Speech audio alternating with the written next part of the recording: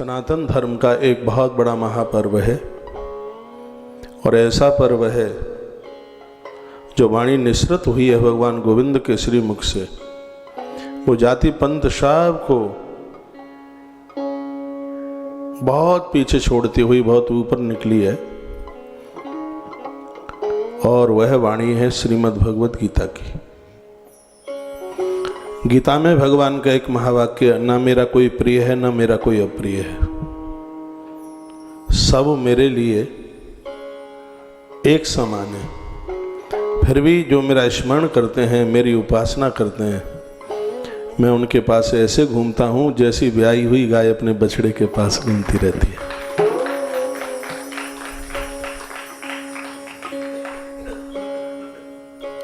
आज का दिन ऐतिहासिक है, अद्वंदनीय है, बहुत बहुत प्रणाम करने के लायक है। सुखी जिंदगी का आधार है गीता। पूज्य ज्ञानानंद जी महाराज जी के 4 वाक्य मैं आपके बीच में बोल रहा हूं। सुखी जीवन का आधार है गीता, कर देती भव सागर से पार है गीता। डगमग करें जिसके जीवन की नैया, उनके लिए पतवार है गीता। श्रीमद् भगवत गीता के इस पावन पवित्र जयंती पर आप सभी देशवासियों को कोटि सवार अनंत अनंत शुभकामनाएं।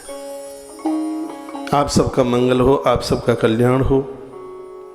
गीता जयंती की आप सभी को हार्दिक मंगलमय शुभकामना। और मोक्षदा एकादशी जो यह सबको मोक्ष देती है, भगवान श्री कृष्ण जिसके स्वयं वक्ता हैं और धर्मराज युधिष्ठिर जिसके श्रोता हैं, ऐसी आज मार्गशीर्ष के शुक्ल पक्ष की मोक्षदा एकादशी अति वंदनीय है, बहुत बहुत प्रणाम करने को लायक है। तो आज ये 2 पर्व हैं। अब मैं 25 दिसंबर की क्या आपको शुभकामना दूं? ना मैं ईसाई हूं ना आप ईसाई हैं। हम जो हैं तो उसकी शुभकामना तो मैंने आपको दे ही दी है। तो मंगलमय शुभकामनाएं हैं। आज जो भी है, बड़ा दिन है छोटा दिन है, जो भी है, लेकिन जो है सो है। सबसे पहले आज एकादशी के संग गीता महापर्व है, बहुत खुशी है। ग्वारिया कृष्ण, बछड़ा अर्जुन और गैया गीता, उसके नीचे से जो ब्रह्म विद्या का दोहन होता है, वो बड़ा आनंदोत्मग्न करने वाला है। गीता आप सब पढ़ा करें। और मैंने कल आपको प्रार्थना की थी सबको कि श्रीमद् भगवत गीता का एकादश श्लोक आज ही नहीं, ऐसा संकल्प लीजिए कि पूरा वर्ष भर, छूट भी जाए कोई दिक्कत नहीं है, फिर भी कोशिश कीजिए, गीता जी का स्वाध्याय कीजिए, चिंतन कीजिए। गीता हमारी रगों में, गीता सो गीता कर्तव्य, गीता हमें कर्तव्य करना सिखाती है। गीता हमें मानवता सिखाती है, गीता हमें जीना भी सिखाती है और श्रीमद् भगवत गीता हमें मरना भी सिखाती है। महाभारत के भीष्म पर्व के अध्याय नंबर 25 से गीता आरंभ होती है और भगवान श्री कृष्ण ने यह गीता का अद्भुत ज्ञान पार्थ को दिया। पार्थ बड़ा बड़भागी है, भाग्यशाली है। एकाध महीना बात पार्थ और पार्थ के सारथी के ऊपर की जाए तो बात पूरी नहीं हो पाएगी। दोनों का इतना अद्भुत संबंध है। युधिष्ठिर को क्यों नहीं सुनाई गीता, अर्जुन को ही क्यों? और भी तो भीम, नकुल, सहदेव ये सब थे। समर्पण तो नकुल सहदेव का बहुत भारी था कृष्ण के प्रति। महाभारत के युद्ध की तैयारियां हो रही थी, दोनों खेमे में लोग बैठे हुए थे। आज धर्मराज युधिष्ठिर को पहली बार चिंतित देखा जा रहा था। अपने पड़ावों में कुरुक्षेत्र की धरती पर युधिष्ठिर बैठे हैं। राजा द्रुपद का बेटा बैठा है धृष्टद्युम्न, जो कि यज्ञ कुंड में से प्रकट हुआ है, वह भी बैठा है वहां। और भी काफी वीर बैठे, अभिमन्यु सुभद्रा सुत बैठा है वहां। उत्तरा का सुहाग भी बैठा है वहां पे। सबकी निगाहें सम्राट के ऊपर थी। उनकी आंखें कुछ डबडबा रही हैं, सजल हो रही। भाई को देख करके अनुज भी बड़े चिंतित हो रहे थे। इतने में भगवान श्री कृष्ण आए। पांडवों ने खड़े होकर उनका आदर किया, मान किया, सम्मान किया, बैठने को जगह दी। सब बैठ गए, लेकिन सब मायूस थे। कोई कुछ बोल नहीं पा रहा था। आखिर में धृष्टद्युम्न ने चर्चा आरंभ कराई ही दी और पूछा, हे ज्येष्ठ पांडुपुत्र,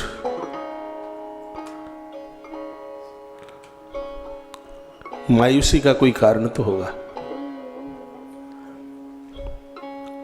युधिष्ठिर बोले, आंकड़ा बहुत ज्यादा है।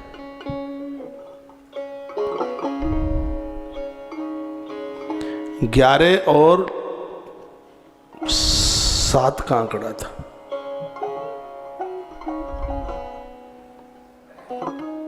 ग्यारह अक्षौणी सेना दुर्योधन के पास और 7 अक्षौणी सेना युधिष्ठिर के पास में थी। तो 4 अक्षौणी सेना का मतलब हो गया, एक अक्षौणी सेना में 2,40,066 लगभग इतने लोग होते हैं एक अक्षौणी सेना। तो 2,40,666 ऐसा कुछ आंकड़ा है।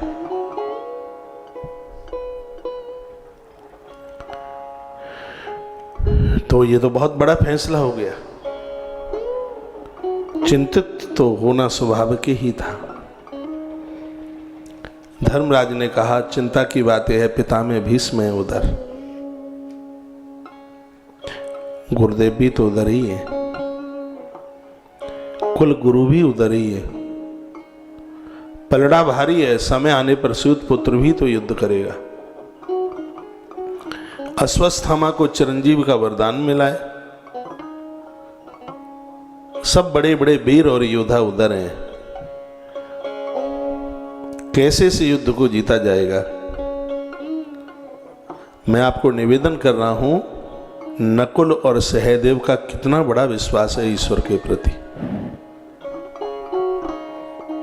सहदेव खड़े हुए, कहा, बड़े भैया आपकी अनुमति हो तो थोड़ा सा मैं बोलूं। युधिष्ठिर ने कहा, अनुज बोलिए।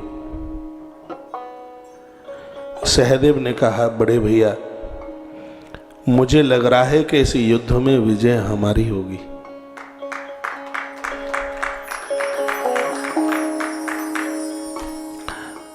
भीम ने पूछा, अनुज सो कैसे? उनके पास इतने बड़े वीर हैं। सहदेव ने कहा, मंजले भैया दुर्योधन भ्राता के पास बहुत कुछ है। उनके पास तो हस्तिनापुर का राज्य भी तो है, उनके पास कुलगुरु हैं, उनके पास सर्व संपदा है हस्तिनापुर की, इंद्रप्रस्थ भी उनके ही पास है। लेकिन फिर भी विजय हमारी होगी। अर्जुन ने कहा, अनुज बता तो सही हमारी विजय कैसे होगी? सहदेव ने कमाल कर दिया। सहदेव ने कहा, भैया विजय हमारी इसलिए होगी क्योंकि एक चीज हमारे पास है, वो दुर्योधन भैया के पास नहीं है, और उसके सामने तो वो सब फीका है, कुछ है ही नहीं। युधिष्ठिर ने पूछा, अनुज क्या है वह हमारे पास? तब सहदेव रो पड़ी। सहदेव की आंखें भर आईं और सहदेव ने कहा, बड़े भैया हमारे पास द्वारका के भगवान द्वारकाधीश कृष्ण हैं, जो कि दुर्योधन के पास नहीं है, इसलिए हमारी विजय हुई। विश्वास और समर्पण देखें आप।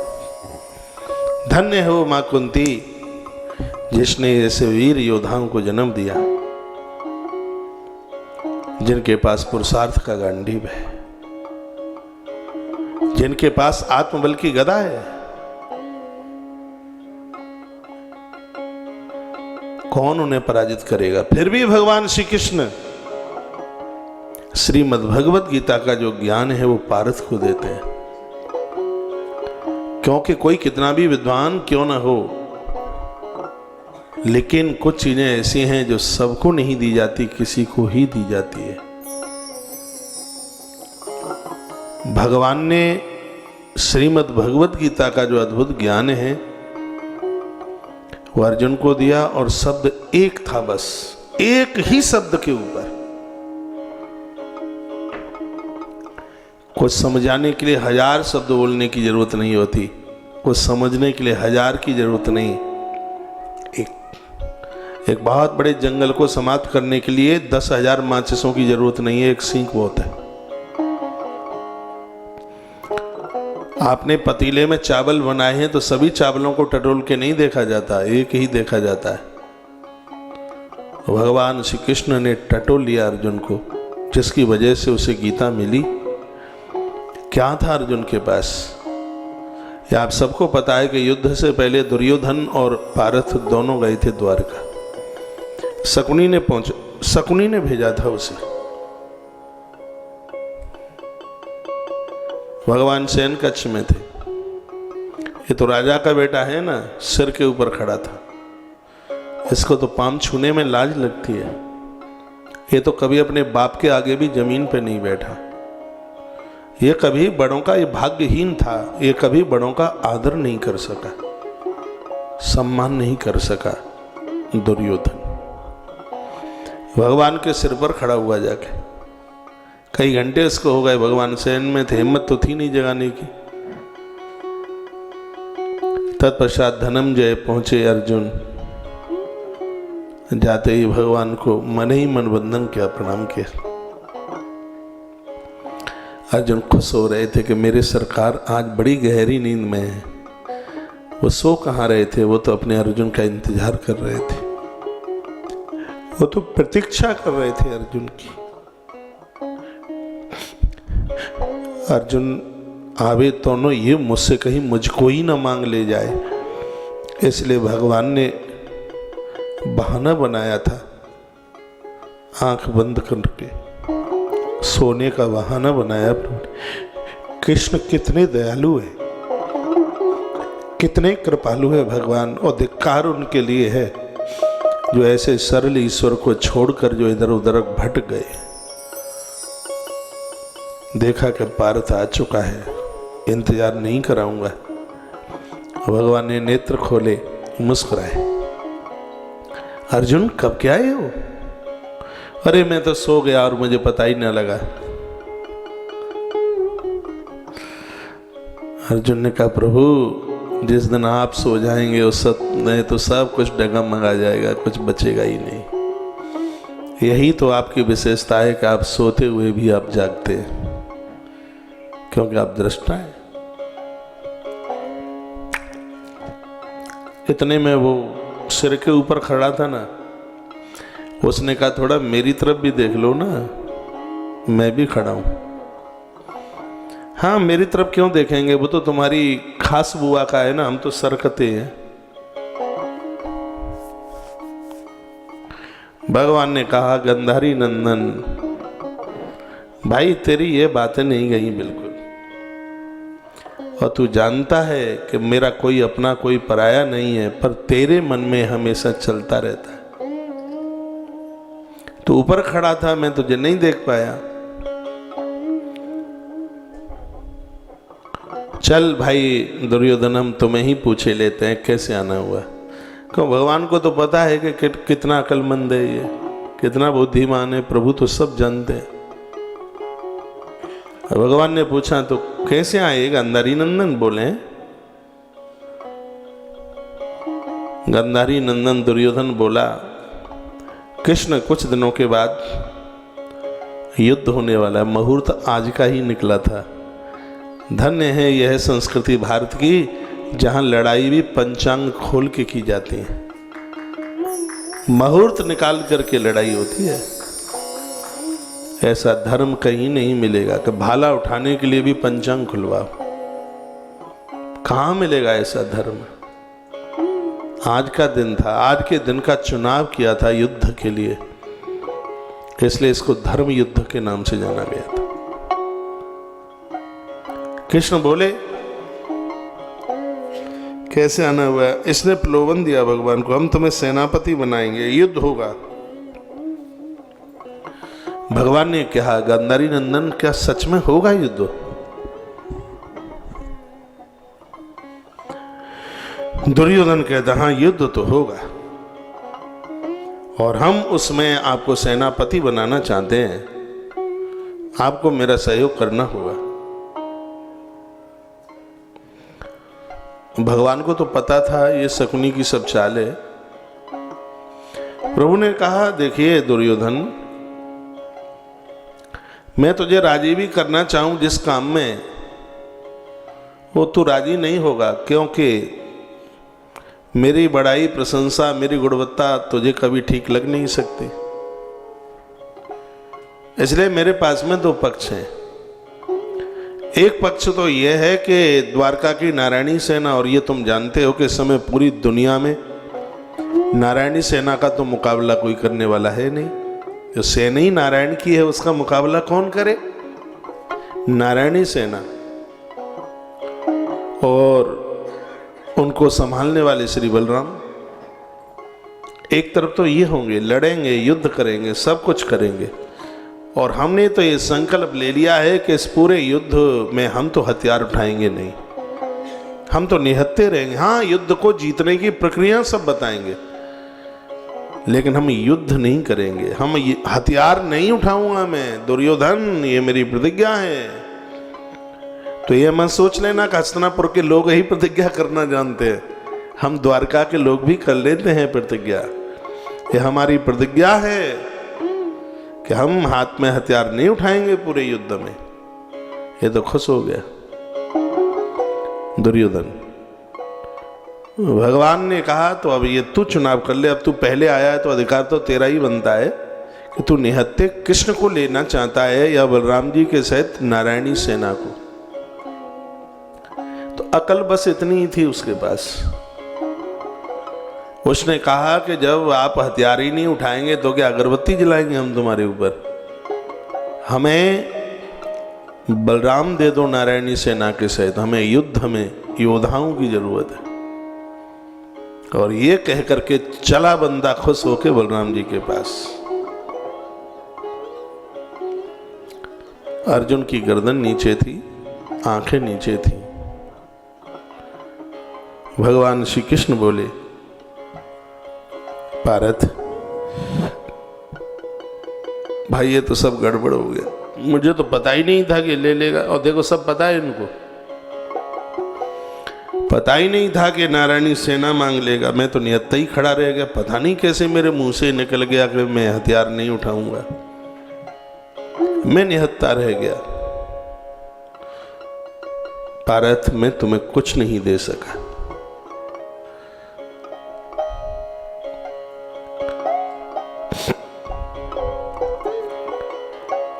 अब क्या दूं तुम्हें? तुम भी तो मन लेके आए थे। अर्जुन ने कहा सरकार आपके चरणों का भक्त हूं, आपका दास हूं। यह आप जानते हैं मेरे मुख से निकली हुई हर श्वास के ऊपर नाम आपका होता है, नाम आपका होता है।